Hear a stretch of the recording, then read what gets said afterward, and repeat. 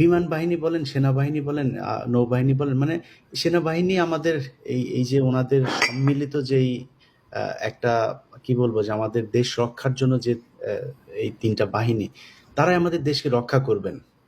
এখন আমার যদি নাকি মাথায় থাকে, ধরেন আজকে 15 বছরে যে পরিমাণে নিয়োগ হয়েছে, হান্নানের মতো দুশ্চরিত্র লম্পট যখন বিমান বাহিনীর প্রধান হয়, কি পরিমাণে লুটপাট, নিজের সহকর্মীদের, নিজের অধীনস্থ জুনিয়র অফিসারদের স্ত্রীরা পর্যন্ত তার এই এই এই যে লোলুপ যে দৃষ্টি, সেখান থেকে রেহাই পায় নাই।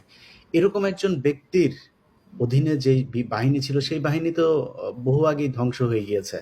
তো তাদেরকে এতদিন ধরে যে নিয়োগগুলো দেওয়া হয়েছে, সেটাও তার ইচ্ছা মতো। এখানে নামাজ পড়তে দেওয়া হতো না, দাড়ি রাখতে দেওয়া হতো না, টাকনোর উপরে হাফ প্যান্ট পরে তারপরে তাদেরকে বাধ্য করা হতো পিটি করার জন্য। নানান কথাবার্তা আমরা এর আগে আমার এখানে 15 মিনিটস এগুলো নিয়ে কথা বলেছে। এরকম একজন ব্যক্তির আন্ডারে যখন একটা বাহিনী গঠিত হয়, সেই বাহিনীতে অনেক ভারতীয় এই গোয়েন্দা সংস্থার লোকজন থাকবে। তো এদেরকে মোকাবেলা করার জন্য, এদের থেকে আমার দেশকে বাঁচার জন্য বাংলাদেশ সেনাবাহিনীর যে গোয়েন্দা তৎপরতা থাকার কথা, আপনি কি মনে করেন যে ওয়াকারের নেতৃত্বে যে সেনাবাহিনী আছে তাদেরকে দিয়ে এটা খুঁজে বের করা সম্ভব? আসসালামু আলাইকুম।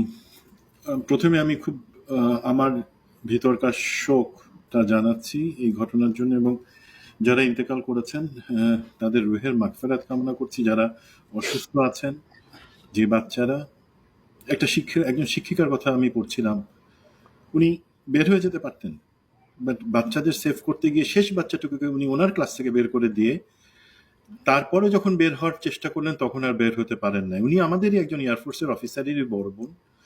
তো এগুলা খুবই কষ্ট দেয় আমাদেরকে, এবং সেই আলোকে আমরা কি এই কষ্টগুলা পাইতে থাকবো, নাকি সেটার কোনো ব্যবস্থা নিব? ধরেন এই শোকের সময় আমি ইনফ্যাক্ট কারো ব্যক্তিগত চরিত্র বা অন্যান্য জিনিসটাতে এখন যাব না, সেটা আরেকদিন যাব।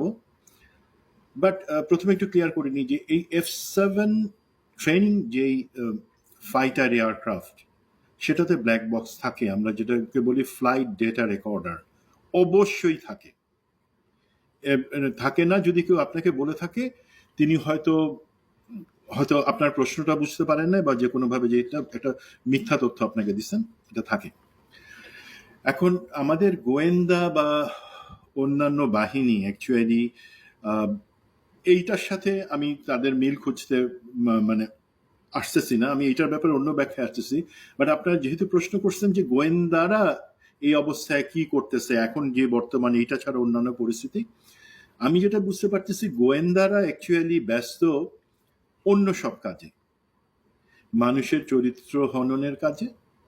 যারা বিপ্লবের পক্ষে ছিলেন, যারা এখনো সোচ্চার আছেন, এই ইভেন শাহনাজের মতন, ক্যাপ্টেন শাহনাজের মতো যারা আছেন এখনো মাঠে, তাদেরকে তাদের চরিত্র হনন এবং বিভিন্নভাবে তাদেরকে প্ল্যান করে খারাপ কিছুর সাথে এঙ্গেজ করে লোকের সামনে দেখানো যে দেখো, তোমরা তাদেরকে মনে করো বিপ্লবী, আসলে এরা হচ্ছে জঘন্য চরিত্রের লোক, তারা ডাকাতি করে, তারা তাদের মেয়ে ঘটিত সমস্যা আছে, এই ধরনের গল্প বানাইতে তারা ব্যস্ত। এবং আপনি যদি বলেন আজকে ডিজিএফআই এর কথা, ডিজিএফআই জেনারেল জাহাঙ্গীর সেটা ডিজিএ, বাট আমি জানি না জেনারেল জাহাঙ্গীরের অ্যাকচুয়ালি কোনো কন্ট্রোল ডিজিএফআই এর উপর আছেন কিনা। এই গত সপ্তাহ দুয়েক আগে ডিজিএফআই তে 2জন ব্যুরো প্রধান হয়েছেন, খুব ইম্পর্টেন্ট ব্যুরো, যারা রাজনৈতিক, নির্বাচন,